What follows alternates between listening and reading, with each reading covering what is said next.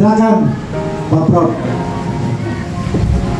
Nah, jadi alhamdulillah hari ini saya bertemu Pak Prof Soekarno Satyra. Ini beliau ini dulu ya saya suka berguru ke Salman ITB.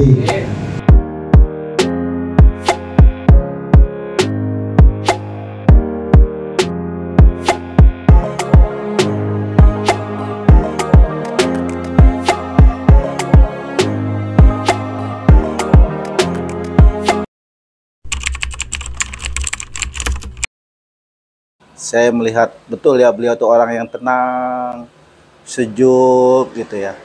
Jadi kalau kita memandang dia itu jadi gimana gitu ya kata orang. Jadi membuat hati kita itu apa ya?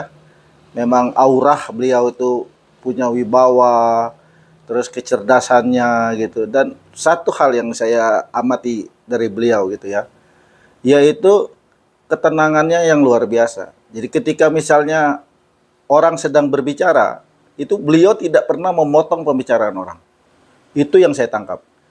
Kadang-kadang kan pembicaraan, beliau itu gubernur. Siapalah Tarmizi. Ketika Tarmizi berbicara, beliau tidak pernah memotong pembicaraan saya. Dan itu tidak hanya terjadi di saya. Ketika saya bawa orang tokoh, ya relawan bertemu dengan beliau, beliau tidak pernah memotong pembicaraan. Dipersilakan seluas-luasnya. Menariknya lagi adalah ketika dia dipotong oleh orang. Saya pernah bawa beliau bersama tokoh gitu ya. Dipotong pembicaraannya. Jadi beliau tidak pernah memotong pembicaraan orang, didengarkan terus. Ini tokoh loh. Tokoh itu berbicara dan saya kira ini adalah tokoh yang berani memotong beliau. Beliau ketika baru mau menjelaskan langsung dipotong dan beliau langsung terdiam, mendengarkan lagi gitu. Ah, gitu. Jadi ini adalah satu pelajaran yang sangat berharga ya. Jadi beliau itu dengan siapapun, apapun posisinya, tidak pernah memotong pembicaraan orang. Dan dia juga ketika dipotong pun, beliau juga tidak ikut berlomba-lomba untuk berbicara. Beliau langsung diam dan mendengarkan dengan seksama. Saya bayangkan dengan berapa kali saya bertemu dengan pejabat. Ketika seseorang itu berbicara, itu Pak Anies itu memperhatikan betul. Tidak pernah main HP.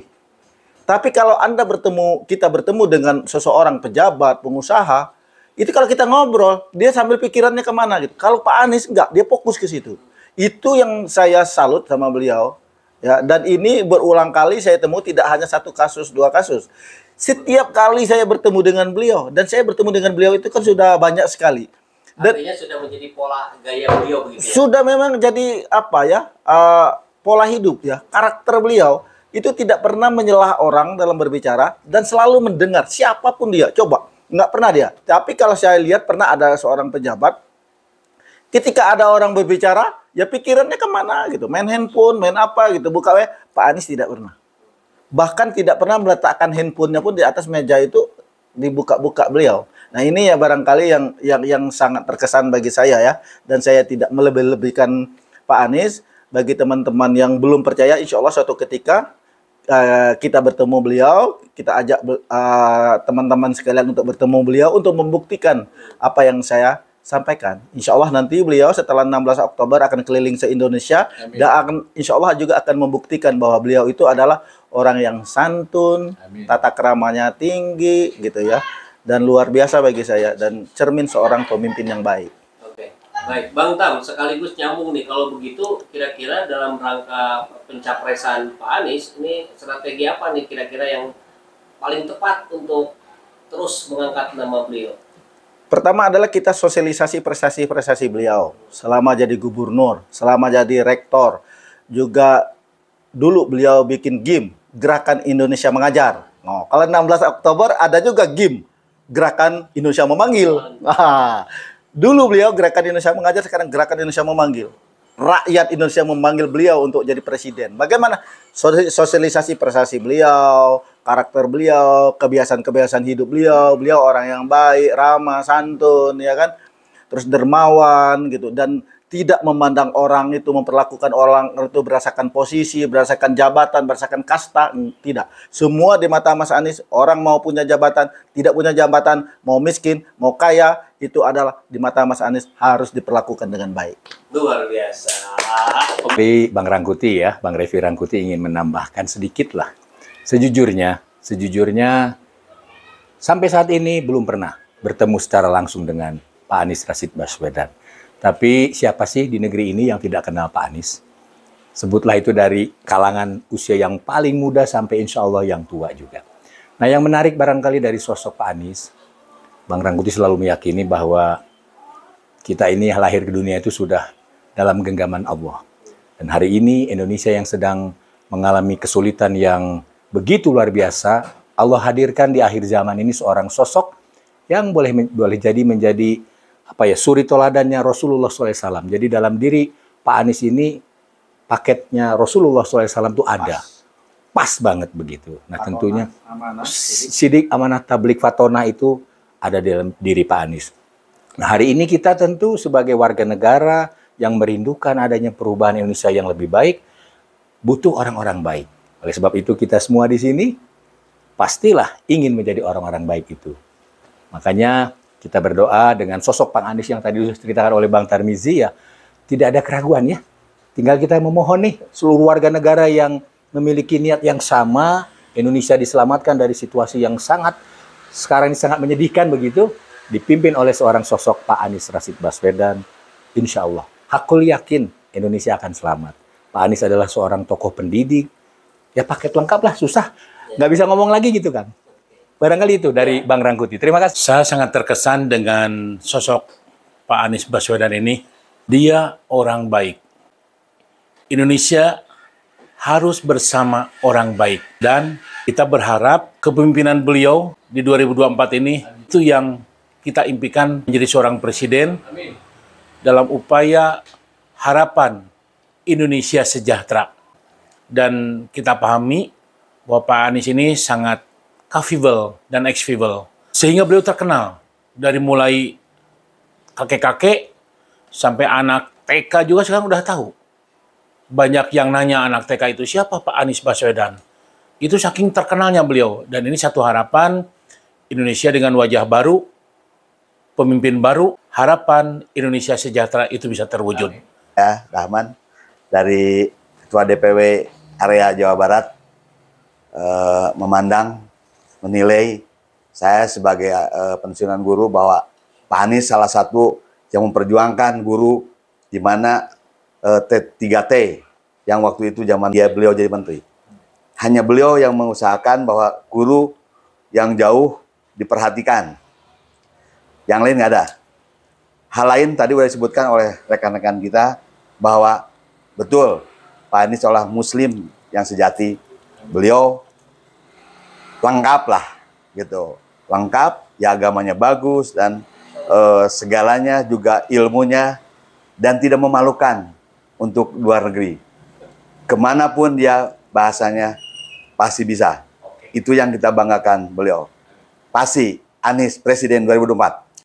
Iya, dia dari Abdi 1. Saya melihat dia cerdik, pintar, karena kalau sama orang diserang beberapa kali dari pihak yang lain selalu tenang, tidak pernah membalas. Itulah ciri-ciri orang Muslim yang bagus untuk jadi pemimpin. Anies Baswedan menurut saya dia orangnya smart, dalam kerja juga selama jadi gubernur ya, meskipun saya di Bandung kerjanya nggak terlalu banyak pengen dilihat gitu, tapi hasilnya benar-benar terlihat jelas. Pergaulan internasionalnya juga udah nggak usah diragukan lagi lah. Channel di luar kenalan di luar banyak, terus dunia mengakui, apalagi saat memimpin Jakarta. Saya aja yang di Bandung bangga gitu gubernurnya Jakarta sama Anies. Ya, belum pernah ketemu, pengen sih ketemu langsung. Ya kita lihat dari TV juga orangnya berkarisma ya, kelihatan sih dari yang pembawaannya tenang, terus ya tadi saya bilang smart, terus dari segi agamanya juga bagus nih. Saya mengenal Pak Anies Baswedan barangkali sejak tahun 2011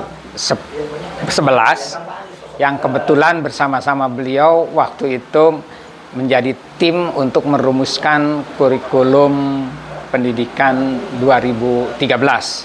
Dan beliau orangnya yang bukan hanya humble tapi cerdas dalam menyimpulkan dan memberikan pandangan, dan beliau melakukan itu betul-betul dalam bentuk praktek melalui Indonesia Mengajar. Karena pertemuan saya dengan beliau cukup lama, 2012 waktu dalam tim itu ya hanya sebagai tim inti untuk menyusun kurikulum 2013, dan itu sangat menjadi apresiasi saya yang sangat tinggi. Saya secara pribadi sebetulnya belum pernah ketemu dengan Pak Anies, ya kan?